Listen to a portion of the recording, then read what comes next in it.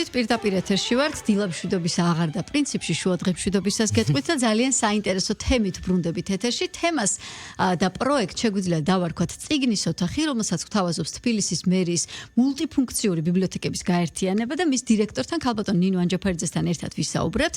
წიგნის ოთახი არის პროექტი, რომელიც ამ ორგანიზაციის Facebook გვერდზე უკვე გამოჩნდა რამდენიმე ჩანაწერის საშუალებით, როდესაც ვხედავთ, რომ საზოგადოებისთვის ცნობილი ადამიანი, რომელიმე შედის წიგნის ოთახში და იწყებს მოგზაურობას წიგნების, საკუთარი მოგონებების და ბავშვობის სამყაროში, არჩევს რამდენიმე თავის ფავორიტ წიგნს, ასე ვთქვათ, უზიარებს მაყურებელს და თვითონაც ამ მოგონებების სამყაროში ძალიან საინტერესო ფრაგმენტებს აცოცხლებს თავისი მეხსიერებიდან.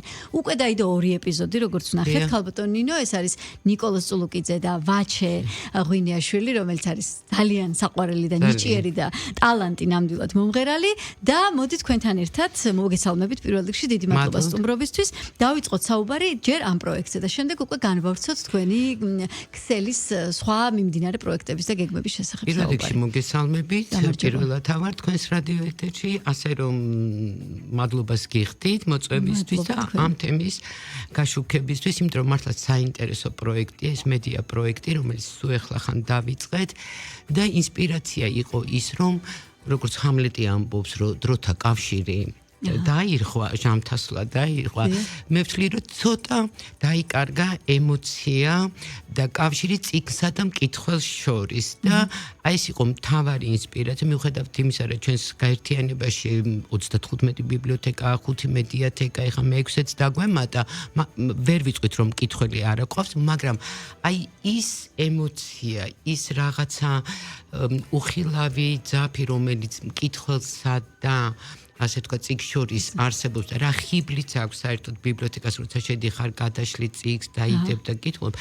ვფიქრობ, რომ ამას მაინც ჭირდება ცოტა ასე თქვა შეხიდება. მით უფრო რომ ევროპაში როგორც ამბობენ 30-40%-ით დაიკლო მკითხველმა ბიბლიოთეკაში და ჩვენ მოვიფიქრეთ ესეთი პროექტი და სხვათა შორის მე და შევ საუბრობდით ამ პროექტზე, არაერთხელ გვისაუბრე, ანუ თავარი მაინც ინსპირაცია იყო, როდესაც ჰოლივუდის ვარსკვლავები, ცნობილი ვარსკვლავები თავიანთ საყვარელ ფილმებზე საუბრობენ და ურჩევენ ერთმანეთს რომელია და აი კინოთეკაში შედიან და რაღაცა ესეთი თანამედროვე ფორმატი გვინდა და ძალიან ისეთი ლაკონური, ვიზუალურად უფრო ისეთი კინოშნიკური როგორც იტყვიან და აი ცნობილი მსახიობები, მწერლები, ჟურნალისტები, აი საინტერესო ადამიანები საუბრობენ ძალიან გულწრფელად თავიანთ პირველ შეხვედრას ვთქვათ წიგნთან, რა მოახდინა მასზე შთაბეჭდილება, რაღაცა ციტატები და ეს ჩემთვის იყო მართლა რომ დავიწყე ვიცოდი რომ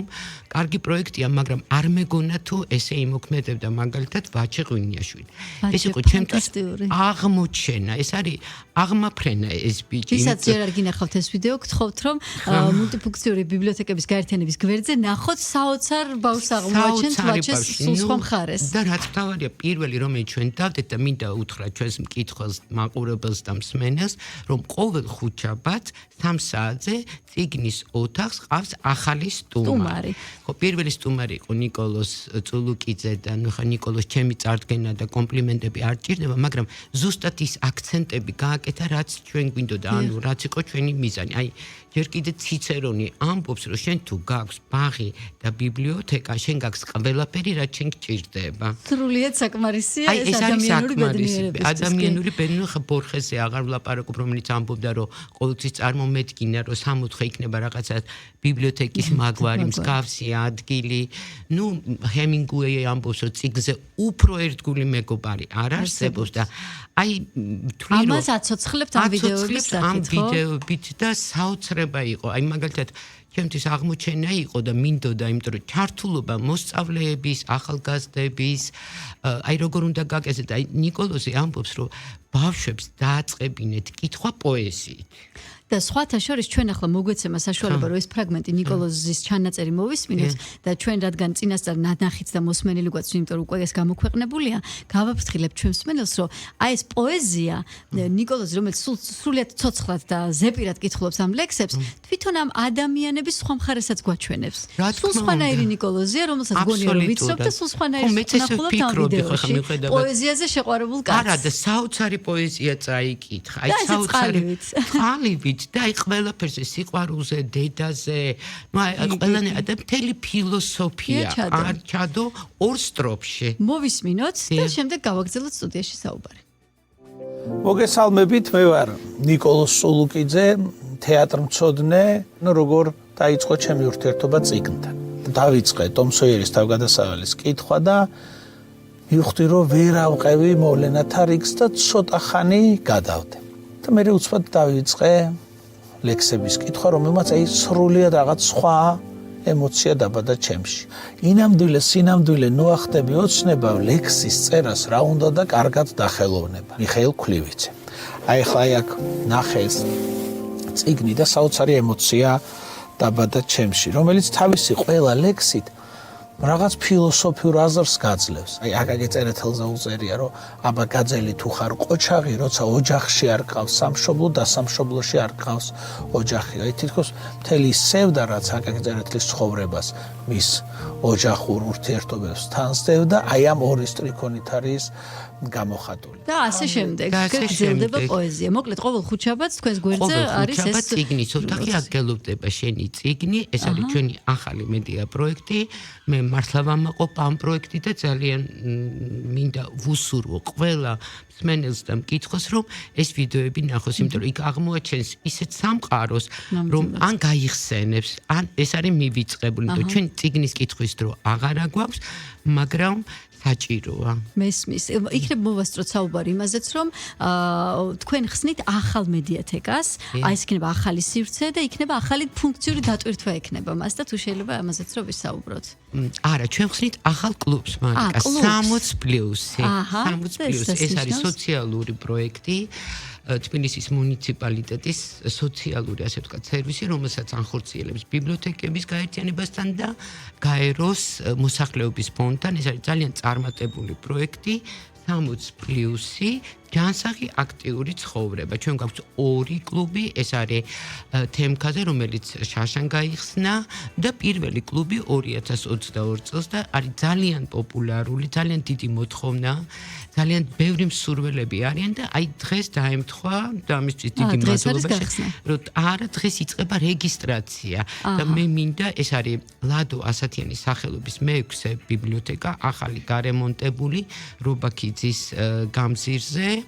და დღეს უკვე მენეჯერი ამ κλუბის იქნება, რომელიც მიიღებს, ასე ვთქვათ, ზარებს, სარეგისტრაციო ზარებს და ჩვენ მარტში უკვე გავხსნით ამ მესამე კლუბსაც. ესე იგი, რადგან მესამე იხსნება, ეს ნიშნავს, რომ არის ინტერესი და მოთხოვნა, ხო? რა ხდება ამ 60+ კლუბში? არა, ეს არის სივრცე, სადაც ხანდაზმული ადამიანები სოციალიზაციას ახდენენ თავიანთი ცხოვრების.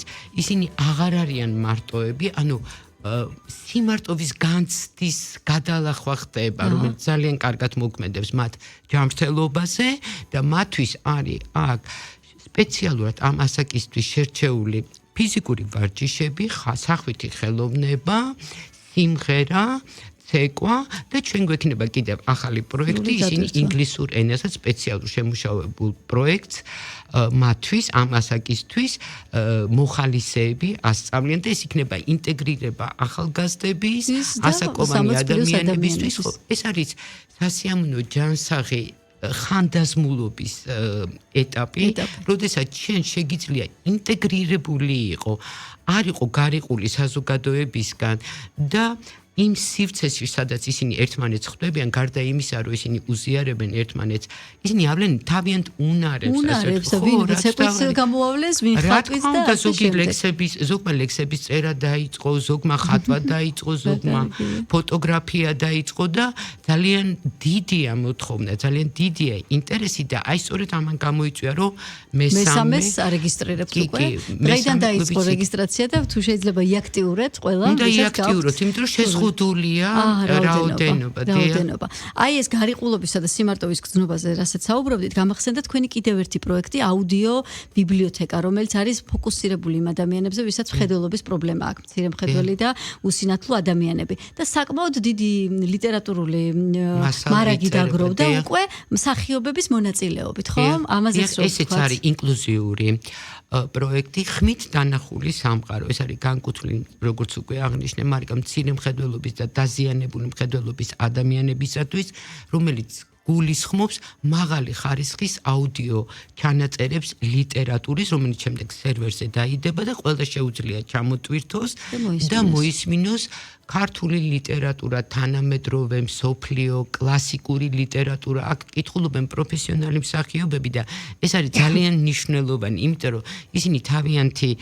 გამოცდილებით, თავიანთი ნიჭით, მარტო ტექსტებს კი არ კითხულობენ, ეს არის უკვე ემოციური კავშირი იმ ადამიანებთან ერთად და მათთან ერთად ხედავენ იმ სამყაროს, რომლებიც ამა თუ იმ მწერალმა შექმნა და ძალიან ეს არის თანაგრძნობა კიდევ ამ ადამიანების მიმართ, ვისაც უნდა რომ ხმით დაინახოს სამყარო და მე ძალიან დიდი მადლობა მინდა თქვენი ეთერით ვიცარგებლო კიდევ ერთხელ იმ მსახიობებს, რომლებიც უსასყიდლოდ მოდიან და წერენ მათთვის ლიტერატურას და არა მარტო მსახიობები, მწერლები, კრიტიკოსები, პუბლიცისტები და უკვე დაახლოებით 30-მდე მასალა არის ჩაწერილი, უბრალოდ ველოდებით იმ სივრცეს, იმიტომ რომ ეს ცოტა ტექნიკურად ცოტა ძვირად ღირებული პროექტია, მაგრამ ჩვენ ყველაფერს გავაკეთებთ იმისთვის, რომ ყველას კონდეს წვდომა აი ამ ლიტერატურის მასალასთან. მოკლედ ყველა სხვადასხვა ფორმა მიმოვიხილეთ სწრაფ დროში იმისთვის, რომ გვეჩვენებინა, რომ ბევრი საშუალება არსებობს. თავარი ბიზნეს მისაღწევად, რომ დაბრუნდეს ადამიანი ბიბლიოთეკასთან, წიგნთან, ლიტერატურასთან. და მე მინდა კიდევ ერთხელ ხაზი გაუსვა, რომ ყველა ეს მულტიფუნქციური კულტურულ საგანმანათლებლო გაერთიანება რადგან ვართ, მერია ყოველთვის მხარში გვიდგას აი ასეთი პროექტების განხორციელებისათვის და 60 პლუსი იქნება უსინათლოები, წიგნით დაინტერესებული ადამიანები წიგნის ოთახში თუ სხვა. და განახლებული სივრცეები, სამუშაო სივრცეები, სადაც კარგად წაიკითხავენ წიგნს. ეს ძალიან მნიშვნელოვანია, მე მგონი დღესდღეობით შეხედულება იმისა, რომ ადამიანები ბიბლიოთეკაში არ დადიან, ცოტა მითიც არის, იმიტომ რომ თუ ნებისმიერ მედიათეკაში მიხვალთ, ნახავთ, რომ დღის ნებისმიერ მონაკვეთში სავსეა ახალგაზრდებითაც კი ტექნიკა, კომპიუტერული აღჭურვა და წიგნები ყველაფერი. ძალიან მიხარია და ამ პროექტითაც კიდევ უფრო გავაძლიერებთ კავშირს.